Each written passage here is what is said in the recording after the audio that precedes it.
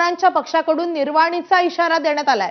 धनंजय मुंडेंना मंत्रिमंडळात घेतलं तर बीडला जाऊन उपोषण करू असा इशारा शरद पवारांच्या राष्ट्रवादीने दिलाय।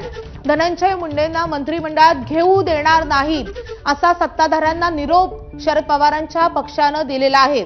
त्यामुळे सुप्रिया सुळे यांनी देखील ठामपणे या गोष्टीला विरोध केलेला आहे। बीडला जाऊन आम्ही उपोषण करू असा इशारा सुप्रिया सुळे यांनी दिलाय। तर धनंजय मुंडे यांची मंत्रिमंडळ पुन्हा वर्णी लागेल अशी शक्यता वर्तवली जाते।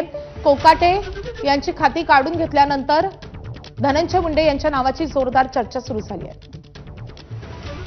कोण इन अँड आउट मला माहिती नाही, पण मी एक गोष्ट तुम्हाला खूप प्रांजळपणे कबूल करते की काल जेव्हा ते भेटले या देशाच्या गृहमंत्र्यांना मला थोडंसं वाईट वाटलं। याचं कारण असं की ज्यांच्यावर इतक्या टोकाचे आरोप झालेले आहेत ते सिद्ध नाही झाले ते मी मान्य करते, पण आरोप तर झाले आणि ह्याच सरकारने त्यांचा राजीनामा घेतला। त्याच्यामुळे काहीतरी तथ्य असल्याशिवाय कसा सरकार राजीनामा घेईल।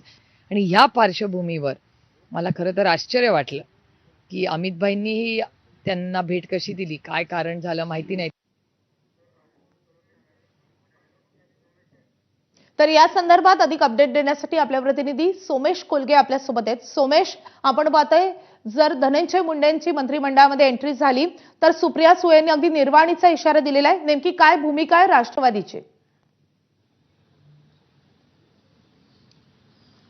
राष्ट्रवादी काँग्रेस शरद पवारांच्या पक्षाकडून याबाबत स्पष्ट निरोप हा सत्ताधाऱ्यांना देण्यात आलेला आहे की कोणत्याही परिस्थितीमध्ये धनंजय मुंडेंवर जे आरोप झालेत संतोष देशमुख, महादेव मुंडे या सर्व हत्या प्रकरणांमध्ये, त्यामुळे धनंजय मुंडेंना कोणत्याही परिस्थितीत पुन्हा मंत्रिमंडळात स्थान दिलं जाऊ नये। जर त्यांना पुन्हा मंत्रिमंडळात स्थान दिलं गेलं तर आम्ही बीडला जाऊन उपोषण करू, आम्ही महाराष्ट्रभरात मोठं आंदोलन तुम्हाला अगदी थोडंसं थांबवते कारण अजित पवारांच्या राष्ट्रवादीचे आमदार अमोल मिटकरी सध्या फोनवरून आपल्या सोबत आहे। मिटकरीची स्वागत आहे तुमचं। जी चर्चा कालपासून सुरू झाली आहे की धनंजय मुंडेंची मंत्रिमंडळामध्ये एंट्री होऊ शकते, तर या चर्चांमध्ये किती तथ्य आहे आणि तसं झालं तर आता शरद पवारांच्या राष्ट्रवादीकडून त्याला टोकाचा विरोध केला जातोय?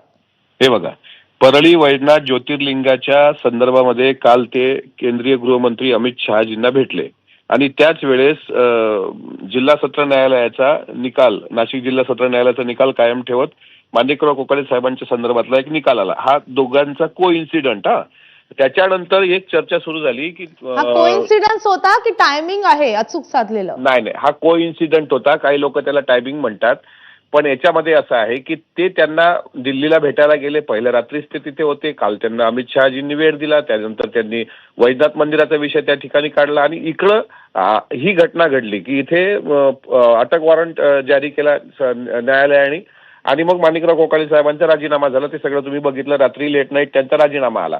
आता प्रश्न असा आहे की ह्या ज्या बातम्या चालू आहेत की आता राजीनामा आलाय, मग आता तिथे मुंडे साहेबांची वर्णी लागेल, तर तुर्तास तरी ते खाते जे कोकाटे साहेबांकडे होते त्याचा प्रभार अजितदादांकडे त्यांनी दोघांनी डिस्कस करून त्यांच्याकडेच ठेवलाय, म्हणजे अजितदादांकडे।